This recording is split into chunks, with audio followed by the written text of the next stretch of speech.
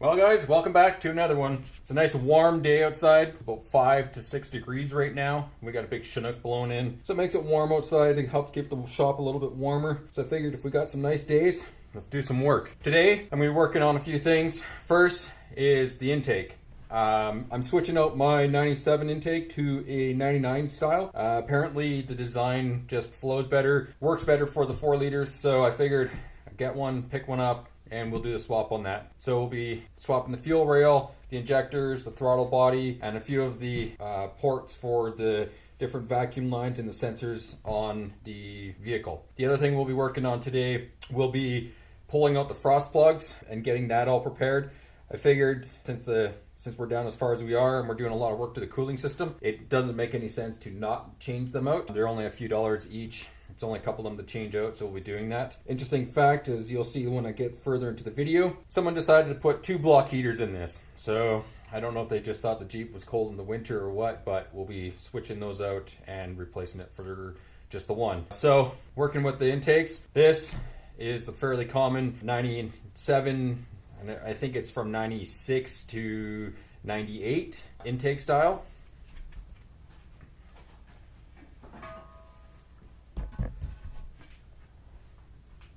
This is the newer version, which is from 99 and newer. And they apparently, as you can see from the design, they apparently flow better and work better.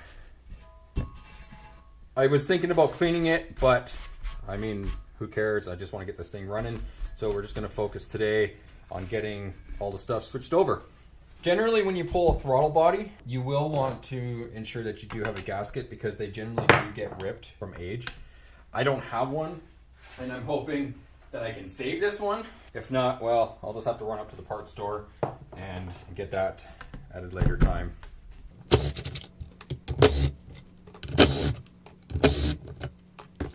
So, throttle body came off, gasket got left on the base, so I'm able to very carefully peel that off, and I was able to save that. Now, when the vehicle overheated, there was a lot of smoke and coolant and everything being literally thrown all over the place in this vehicle. And as I just took the throttle body off, I'm taking a look inside, and it's not a pretty sight. If I take you and show you down inside, you can see all the liquid. That's coolant and oil and everything else that got mixed in. Another good reason why I should be switching this out, because it helps keep that clean. And I don't have to end up cleaning the intake manifold. Most bolts on here are just 10 mil.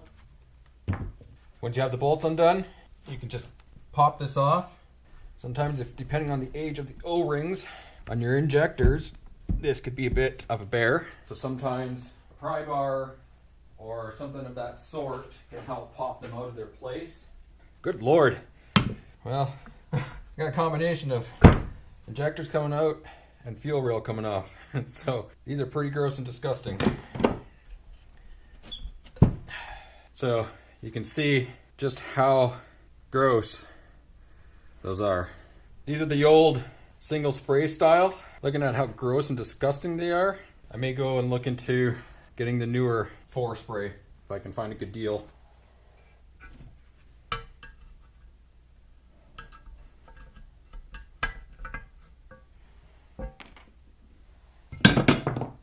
So once you have that all off, then you need to remove all the port fittings. A good wrench, vice grips, or a crescent wrench if you have one, can usually just pop these out pretty quick. Again, depending on how old they are and how long they've been in there, well, that can play a bit of a chore into this as well. The other alternative is you could just use a socket and pull them out that way.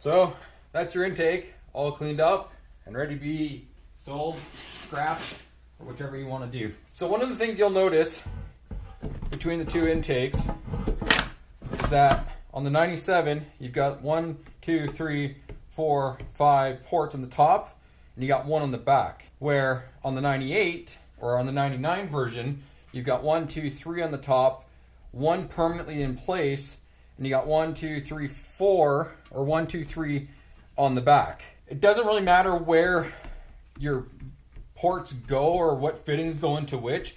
They're all vacuum except for the one that's this one here. I'm going to say it's the intake air temp sensor.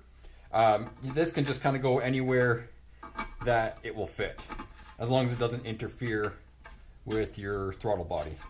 And then the other three that I have, because of the size, one of them is the same size as that, so I can just use that line. One of them is a different size, so I have to put that into here. And then the smaller one is the same size as one of these, so I can just put it on there. What you'll have to do is in spots that you don't have anywhere to put a line, you will have to plug this or you will end up with a vacuum leak. So just reinstall your throttle body. Can only go on one way. Now would be a good time for you to just do some general maintenance on the throttle body while you had it out.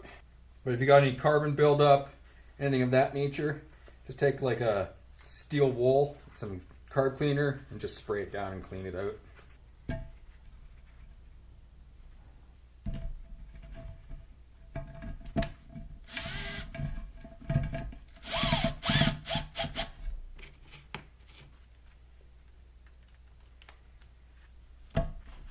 And your throttle body is reinstalled. So now you have kind of a better idea of where you're going to put all your sensors and vacuum ports if you need them. And now that I know that I've got room here, I can put this one back in this spot. Just have to snug it in. Doesn't have to be that tight. Just make sure it doesn't leak on you. If you start it up and you got some weird leaks going on, well, check your lines. I just want to turn it so that when the plug goes back in, that the clip side is out, so it makes it easy for me to get it in and out. So this large one that I have here that was screwed to the side, it's the same size as this one. So that's for the brake booster. I can just put it onto that line.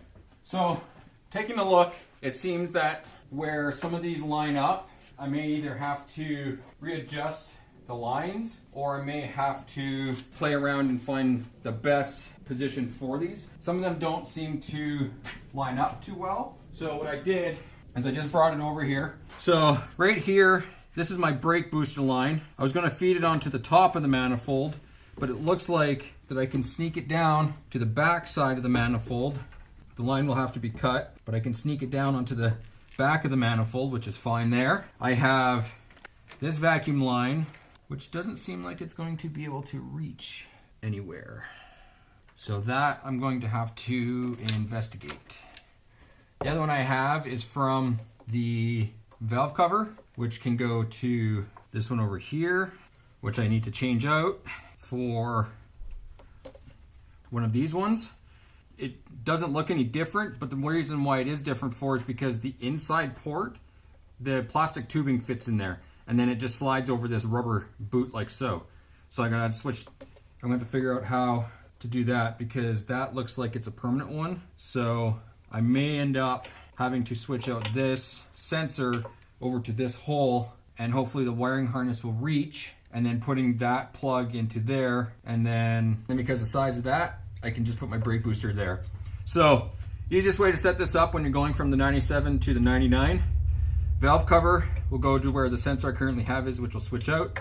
Brake booster will go to there. This one, I'm not sure about that one. I'm gonna have to figure out what to do about that one because there's nowhere that that can fit. So I may have to get some fuel line or vacuum line, and that one will have to feed down to the back side of the intake manifold. That would seem to be the easiest way. All right, so we'll go back to the bench. So I was saying, brake booster, valve cover, and then these two on the back side will get blocked, and this one will be for that vacuum line, which I'll have to extend before I start it. Just angle this one up towards the back now, and we're good. So that's for the sensor, that's for the brake booster, and this one is for the valve cover. So that's the throttle body, the sensor, valve cover port, brake booster, throttle body. So one of the things that you can do while you have the system apart and you have access to your throttle body on the bench, is it's a good time to come in and take off these sensors and make sure that everything is clean inside. These are Torx. This is T20. So I'm just going to pull this off quickly. Make sure everything's clean inside. You saw how gross the other intake was. So this one's fine. This is just the throttle position sensor. And this one is your idle air control valve. So this one will let the vehicle know how much air it should be going through when it's at idle speed. Recommendation, if you're going to take this off, do it with the throttle body off. It's pretty tight, very limited space. You just want to check this to make sure that there's no buildup on it, that everything's clean. This one's pretty black, pretty gross, so I'm just going to clean this up pretty easily and pretty quickly. Do not try and move this little guy here. It's adjusted from the factory. If you unscrew it or it comes apart, well, you're going to have to buy a new one. Make sure the plug faces that way towards the cylinder head. All right, now we'll put our injectors back in. Injectors installed. Fuel rail is clean. I'm not too concerned about it. So just push that back on. Clips back on. Fuel rail's back on. Injectors are in. Clips are on. Ready to be put back on when time is ready. For the injectors, what I found with those clips, if you spin your injector all the way around 180 degrees, you can then put your clip in. It'll slide into the grooves, and then once it's locked in, you can just rotate your injector again 180 degrees, and they're locked in place. All right, so the intake is done, and it will be ready to be put back on. So I'm just going to go back over to the Jeep and start working on the frost plugs. We will see you in a moment. So you can see here how I was talking earlier about that I've got not only one, but I've got two frost plugs in this thing. I have absolutely no idea why. Like I said earlier, maybe the previous guy thought the Jeep was cold. I don't know. So I'm going to get rid of one. Probably get rid of this one if depending on how they check out, just so that it's easier to keep the front one so I can do routing and keep it out of the way. So before we do that, we have to make sure and we have to check and see if they're in fact good or they're bad. So you can do this using a multimeter. And what you're going to want is just a standard multimeter. And you're going to want to put it on 200 ohm setting. When you have it on the setting, what you'll want to do is you take one end of the plug. So I'm going to take the back one, and then I'm going to connect my probes to both sides. You'll hear the beeping, unfortunately. And on my meter, you'll see it says 24.34 ohms. If it's anywhere between 20 to 30, you should be good. So I know that the back one is good. So we'll measure the front one and see how it measures out. So front one, measuring 23.8. A little lower, but nothing that I'm going to be concerned about. So I know that both of these are good. So what I'm going to do is I'm going to pull the back one out. But what I'm going to do is I'm going to use the front one. So the front is in my right, the back is in my left. So the plugs are the same.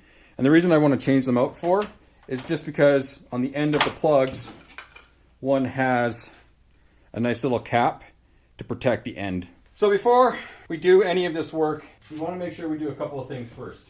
We're going to have to clean off the block because we don't want any crap or debris finding its way inside. It's not so bad if it finds in the bottom because it'll just be the coolant side.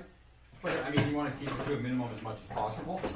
And then the other thing that I'm doing is I just want to make sure that I block off all the ports into the cylinder head. And this just keeps debris from going inside there. As Crazy Russian Hacker would say, safety is #1 priority. The tool that I'm going to be using is extremely dangerous. A grinder with a wire cup wheel, such as this one, will make quick work of this. But make sure you got your eye protection on. Not only will the stuff coming off this get all over the place and in your face, but these wire cups have a horrible tendency to throw their little barbs all over the place too.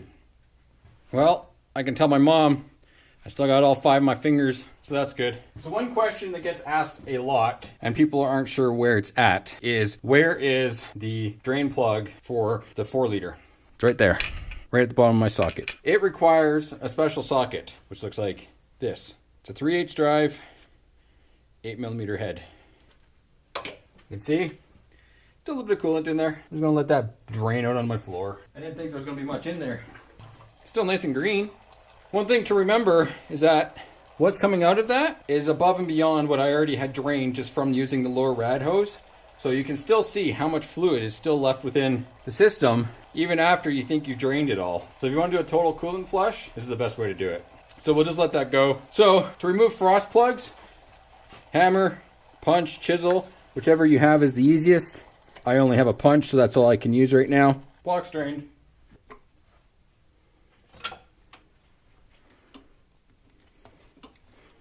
Frost plug is out. This one had apparently a screw on it. And you just unscrewed it and it comes out. Brown goo. So one of the things I plan on doing when you can see how gross and brown it is in there.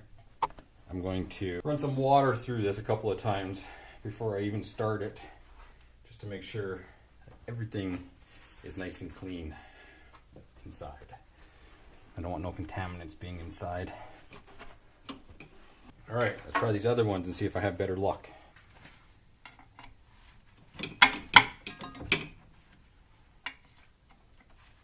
Old tire spoons work for something. That went right in the water bucket.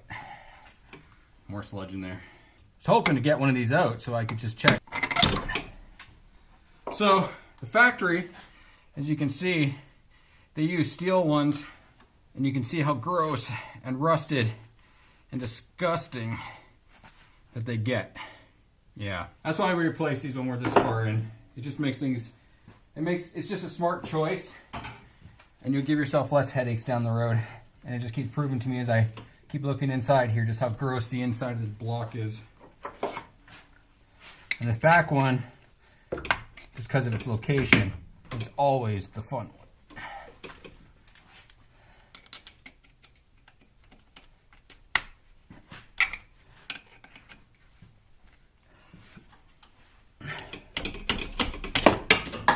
And into the bucket. Now that's two, so let's move that out of the way. Rumor has it that people are capable of doing this while this has the intake on and everything. Personally, I don't see how. And there's another one. You can see just how gross that one is. So we're going to clean these all up nicely. So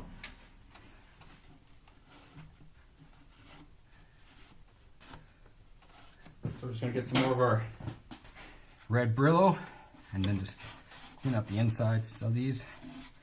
Make sure they're nice and smooth. No ridges or anything rough. Run your finger and your hand through it just to see if there's any rough ridges or spots. That one's good. That one's good. They don't have to be like spotless, but there should be no debris buildup or anything like that on them. And that one's good. So now I'm just going to take a rag, use some carb cleaner, brake cleaner, acetone, any sort of cleaner you have, and then just go around it and clean them up. Now we're ready to reinstall. Well, I don't know when, and I'm not sure what time, but apparently my card filled up, and I wasn't able to film any of the frost plug installation part. But you can see they're installed. It's fairly simple. You just take a large socket that fits the inner diameter, tap them in, and you're good to go. They're brass, so they should last longer, be more reliable, and not corrode and rust out as easily, hopefully. The one doesn't look like it's quite sitting in there as well as I would like. So we're just gonna tap that in a little bit further. There, I'm happier with that. Same with this one here. We'll just put this one in a little bit further. And that's the frost plugs being done. So moving on, I'm gonna work on the water pump now, as I wanna make sure that the water pump is in good shape. And if I have to replace it, then I can replace it as such. I'm hoping I don't have to. I'm hoping the water pump will be okay. But there's only one way to ever find out or know. I just want to make sure that the back side of it and the bearing and everything like that is still in good shape and that there's no problems with it. Because if there is, well, now's the time to fix it and replace it if necessary or need be. So your water pump's right here, pulley which feeds the impeller on the inside. I don't really hear anything. I don't see any play in the shaft, so I'm thinking that it's probably going to be okay, but I'd rather be safe than sorry.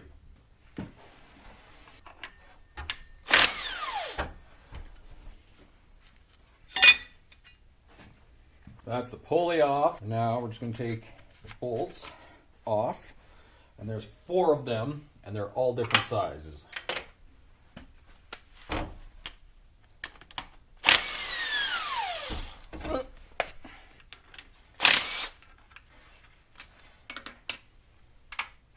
Are off, and then it should just pry off. So water pump doesn't look bad.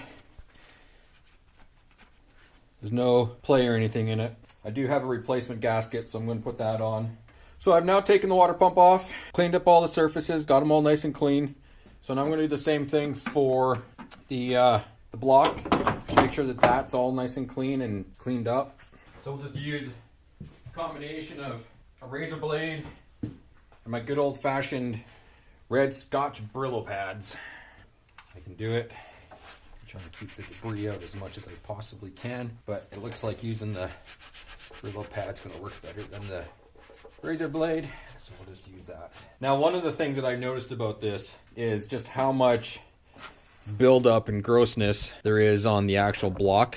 So part of me doing all this is making sure that I can get a lot of that oil and grease and grime off of there as well, so I can kind of see what's going on. Just clean this up a bit, rid of more of that buildup of crap. Plastic scraper will work best here. So just get rid of all that stuff and not mar up or scratch the block. All this dirt is just from when the valve cover was leaking and nobody cleaned it. It's one of the reasons why it's so important to make sure things like your valve cover gaskets are not leaking and things stay cleaned. So if you ever have to do work, you're not fighting with 8 million miles of gross sludge and crap. Again, I'm not overly concerned about getting stuff inside the block or inside the cooling passages, because I do intend on just running some straight water through this before I run it, just to make sure that there's no buildup anywhere. I still suspect my heater core is plugged, so I got that I may have to worry about.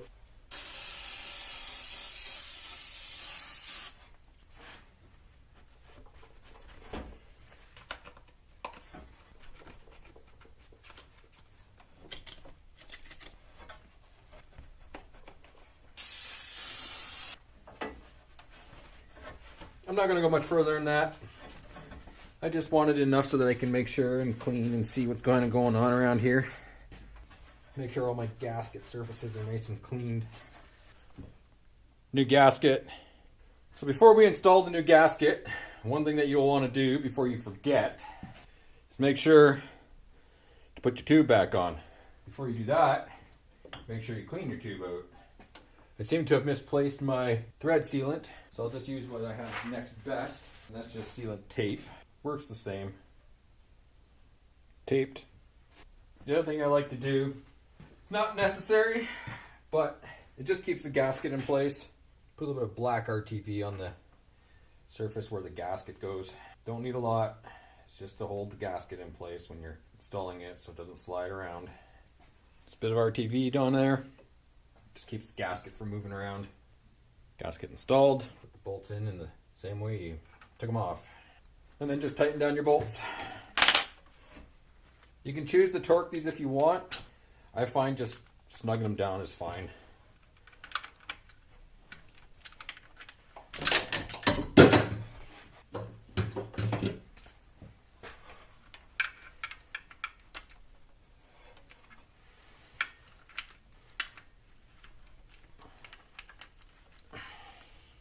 So the last thing that I'm going to do before I forget, so I'm going to install, just as a stop right now, the block drain plug. And that's just so that I can put some fluid into this and fill it up a bit, and then when I want to drain it, I can drain it. So that's pretty much it for now. The water pump has been checked, which is fine. The cylinder head's on, valve cover's on, everything's ready to go. Frost plugs installed. I can't do the intake manifold yet because I think I got cracks in my exhaust manifold, so I'm going to be checking that to see if I have cracks in that. I'm not going to put the fan or the belt or anything else on because I do have a new radiator coming, so I'm going to install that before I do any of that. The other thing that I'm doing is I will be getting some extra parts. I'm going to be checking the electric fan and that sort of stuff. For now, we're going to call it done and move on to the next part. That'll probably be another separate video just because of the stuff that will be involved with that. So for now, that's it. I need more stuff before I can continue on and do repairs to other stuff. Once I've done that, then we'll move forward. Thanks guys, till next time.